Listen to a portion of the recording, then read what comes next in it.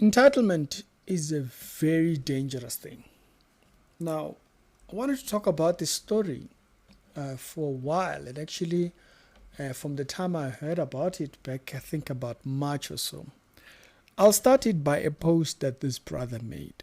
He posted this here showing, he says, thank God for adding another year to my life.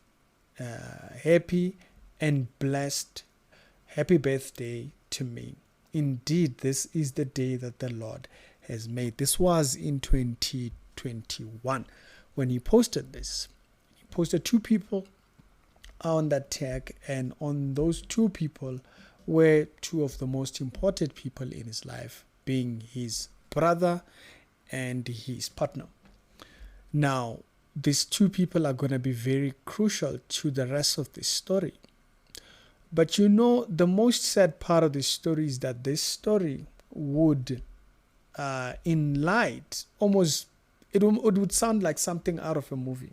Because after that, we would find that the brother, with the Bible verse in his description, with a brother that was a God-fearing brother, you can even see on his Facebook page that he was a person of faith.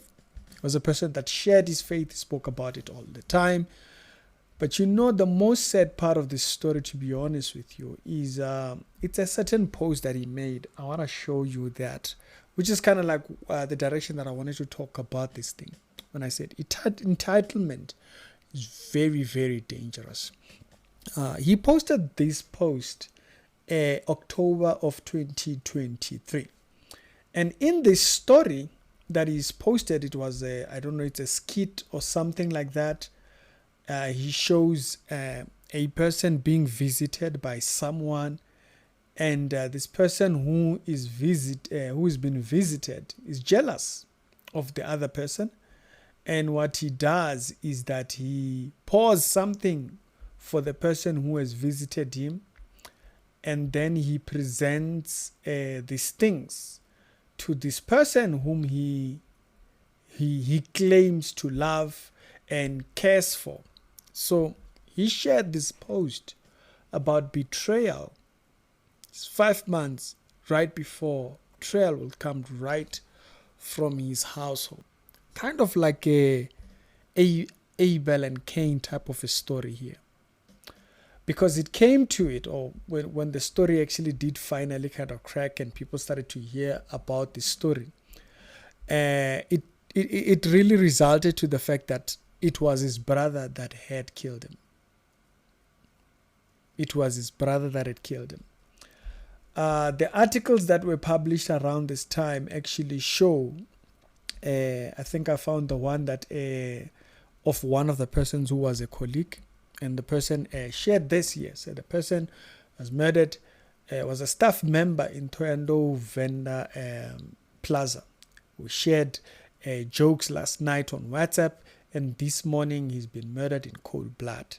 Rest in peace, so he says. And it attaches an article that actually speaks about this to say that in the morning they found that I'll just read you a little bit of it because it's a little bit of a graphic story from what you would hear here.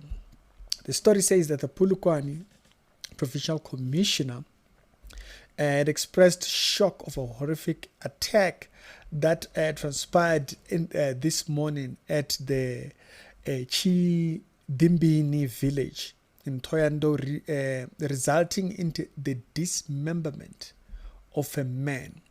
His man went as far as cutting off his brother's. The story goes on to say, the woman was also injured, and a child then also was injured. You will see here, this is him, the man who was killed by his brother, right standing on the side, right behind him. And the wife and the child who were injured as well are right in the picture right there. This was his family, the brother's family. And I don't know if he was solo or he was still trying to figure himself out and came back from where he came from, maybe heard something, or maybe being it that there were guys who were very religious.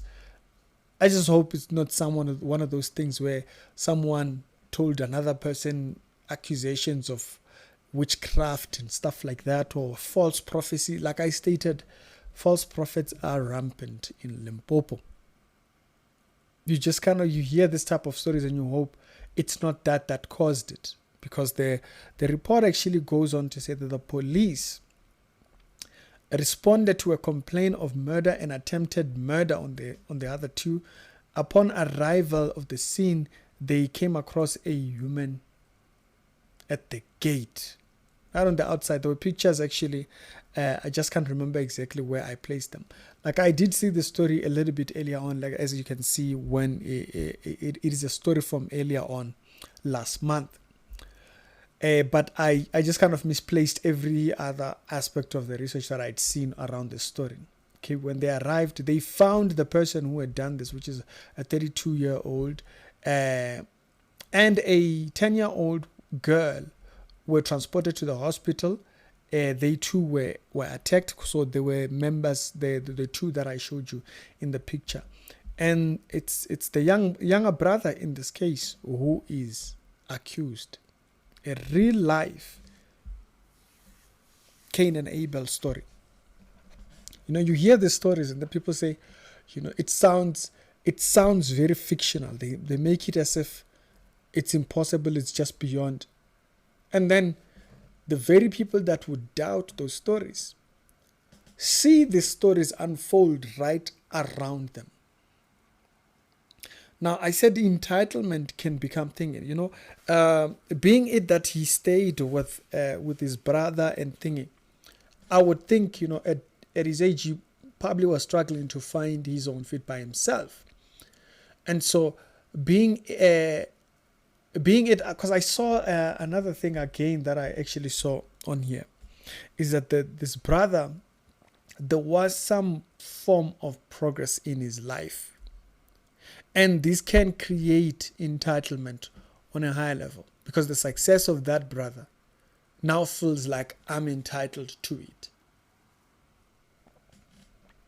Entitlement is something that we have to deal with extremely, because it can create. The guy had his life in order.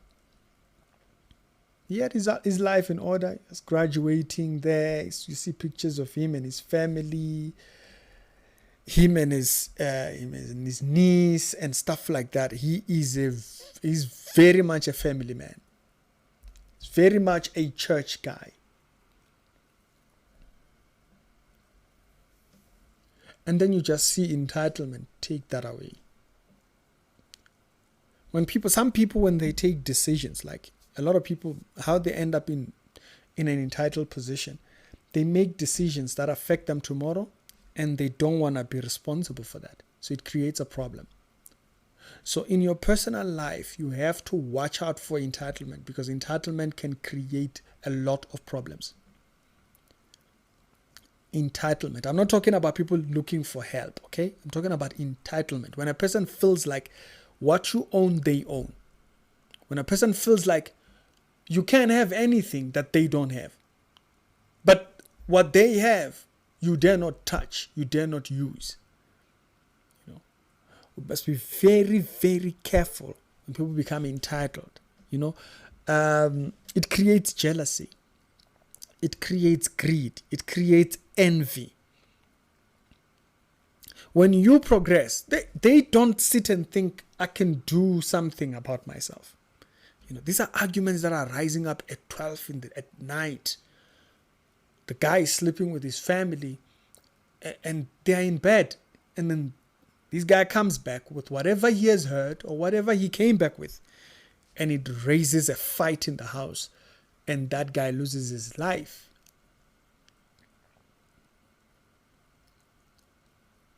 Bet you right now, it's entitlement. That's why people lean so easily on witchcraft.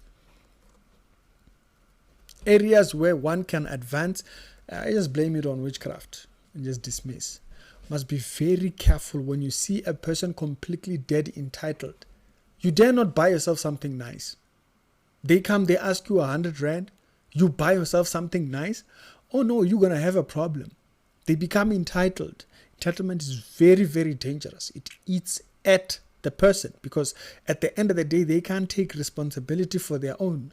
And it becomes very difficult. Some people can learn it and walk out of it, but then for some people, it just becomes incredibly difficult.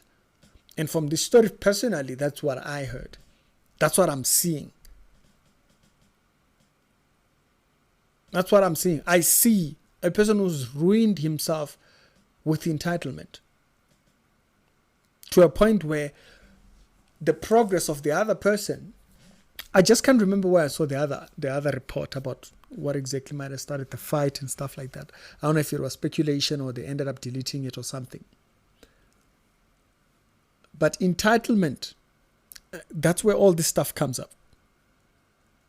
When your life seems like it has a certain type of a direction, a person who feels like they've stayed around you and watched you, it's very easy for that person to be poisoned by someone and say, hey, your brother is doing something for you, against you. They're going to believe it because they can't take responsibility. Entitlement is very dangerous. It's the very thing that you see in the Abel and Cain story. Be very careful. If you make a decision today, can you stand alongside that decision in the next 5 years? You decide, I'm not going to do that. Okay, are you sure about that? You know, there's one thing that my mom always used to do. When I make a decision, she would ask me, are you sure you're going to do that particularly? And she'll go, you come back, you sure. You know? Why? Because entitlement will eat at you. And it will feel like someone is casing you, this is witchcraft. And for a lot of people, it has completely crippled them because they need to validate not being able to do something on the basis that there's something superstitiously. Comes from entitlement. It's a very dangerous pill. And you have someone next to you. You have people, people that have so-called friends that will sabotage their relationships, sabotage their jobs. Why? Entitlement. They feel like, no, how dare you? That's why I don't rock with a lot of people. Because people see where you are. They feel like, why is it there? Why is it there? He feels like, oh yeah, he went to school, he did what. Now, why is it that this one who didn't do nothing, they become entitled to success, or they become entitled? It's toxic. You go into the city, you just befriend people. Some people are very weird. People that have never known you for your entire life. You've been working on yourself on the background. You meet him today, he feels like, no, how dare you? Entitlement amongst the black community. Yo, Jesus Christ, it's too much. You go to Kasi and stuff like that, places like this, it riddles their hearts. Cain and Abel, you just see it right there. Even people that are not related to you. I'm not talking about people that don't even know you. They will jealous you just because they can't take accountability for decisions that they made in the past. They would rather blame someone. Be very careful around people like that.